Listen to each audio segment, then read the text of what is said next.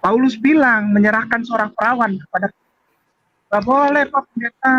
Ya, Assalamualaikum. Selamat datang kembali di channel ini. Balik lagi dengan saya Luis Prasetyo. Ya, terima kasih buat teman-teman semuanya yang terus mengikuti channel ini dengan penuh semangat ya. Ya, karena saya ini bapak-bapak, jadi harus jaga anak ini.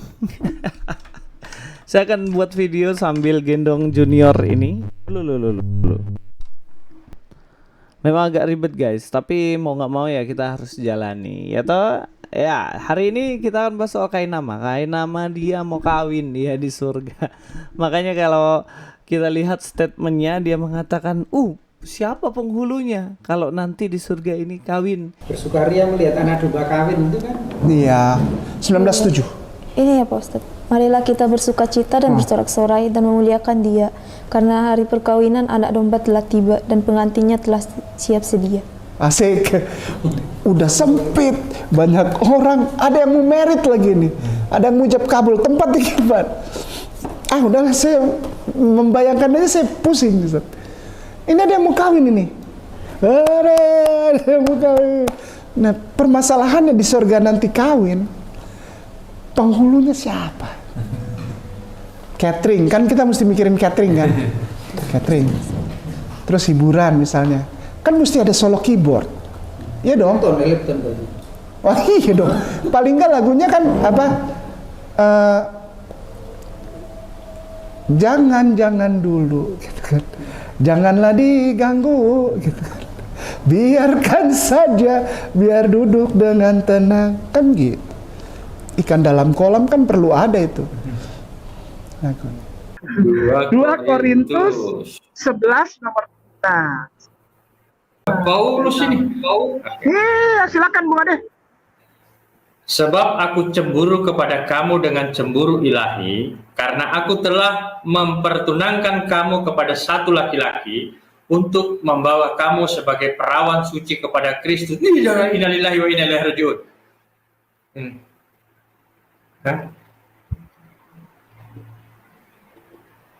Pak Pendeta yang pancing Kainama buka. Ya. Paulus bilang menyerahkan seorang perawan kepada nggak boleh Pak Pendeta. Boleh, masa perawan? Kasihan itu anak perempuan. Bapaknya, mamanya cari. Kok di surga menikah, terus siapa penghulunya? Ini benar-benar pertanyaan orang yang nggak pernah sekolah ya di teologi ya. Dia menafsirkan Alkitab, menafsirkan dengan sangat-sangat sembarangan.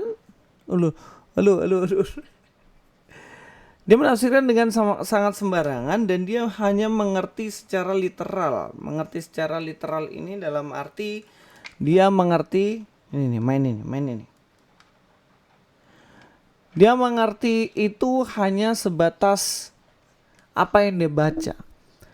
Padahal kalau dia S3 harusnya dia mengerti dengan baik apa maksud dari ayat ini.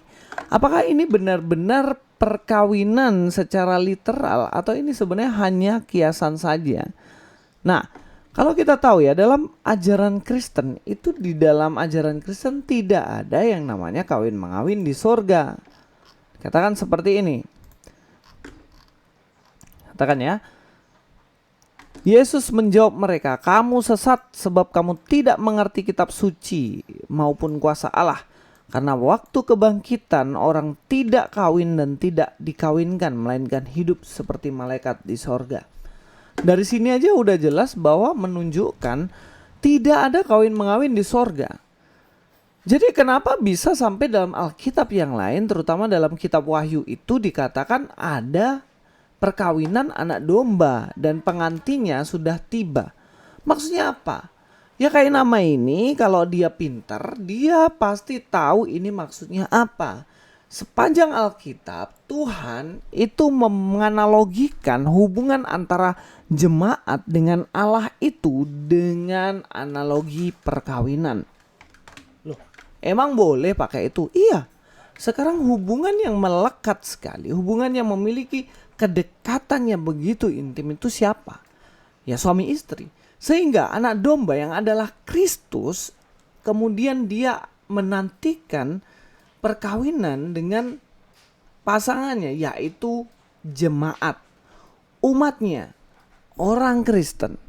Sehingga kalau dikatakan di situ perkawinan anak domba, ya jelas mempelainya itu adalah gereja, umat Tuhan yang percaya kepadanya. Jadi apakah butuh penghulu? Ya enggak, ini kan enggak secara literal cuy. Makanya pintar dikit lah kayak nama. Kita akan lihat ya.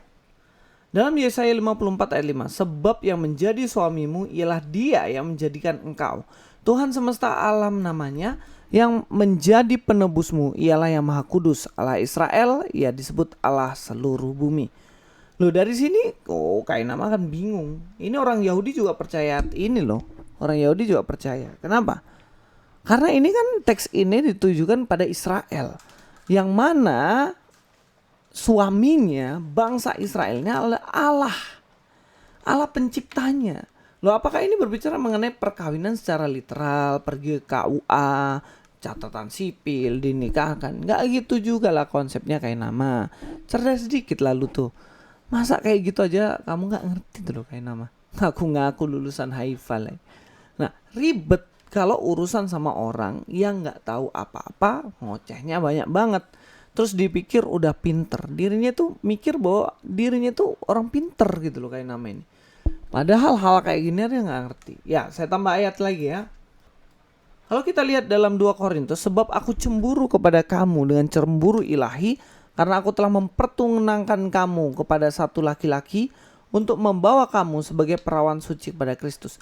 Ini pun dipahami kayak nama sebagai sesuatu hal yang literal. Sehingga dia mengatakan, wah Paulus pelakunya yang mempertunangkan Tuhan dengan manusia. Apa-apaan cara berpikirmu itu loh. Saya sering jelaskan dan saya telah jelaskan dari tadi bahwa ini berkaitan dengan hubungan, kedekatan, relationship antara Allah dengan manusia, dengan umatnya yang percaya kepadanya. Jadi istilah pertunangkan, istilah perkawinan ini tidak serta-merta menunjuk pada perkawinan yang kamu buka tenda, menyanyi pakai elektron. Taulah kayak nama, di surgamu nanti tuh ada kawin mengawin. Tapi nggak usahlah tafsirkan kitabnya orang itu ya kayak kitabmu gitu loh. Ini Alkitab punya konteksnya. Susah ngomong sama kamu tuh. Oke. Dalam Efesus 5:26, untuk menguduskannya sesudah ia menyucikannya dengan memandikan dengan air dan firman, dan kemudian dikatakan supaya dengan demikian ia menempatkan jemaat di hadapan dirinya dengan cemerlang tanpa cacat atau kerut atau yang serupa itu, tetapi supaya jemaat kudus dan tidak bercela. Dikatakan demikian juga suami harus mengasihi istrinya sama seperti tubuhnya sendiri. Siapa yang mengasihi istrinya mengasihi dirinya sendiri. Nah ini sebenarnya kalau kita lihat di ayat 25, hai suami kasihilah istrimu sebagaimana Kristus telah mengasihi jemaatnya. Ini sebagai analogi hubungan antara suami istri, Kristus dan gerejanya. Aku heran juga ya sama itu loh pengikut-pengikutnya itu loh, kok ya pengikutnya itu senang, bangga, mau dibodohin gitu. Apa enggak rugi kalian ya percaya sama orang-orang model kayak nama Ipung Atri ya, yang penipu Alkitab. Cari sendiri kebenaran firman Tuhan supaya kalian tuh pintar, jangan termakan omongan tipu daya dari siapa ya bapak segala penipu dan dusta ya. Bangkai nama, God be with you all.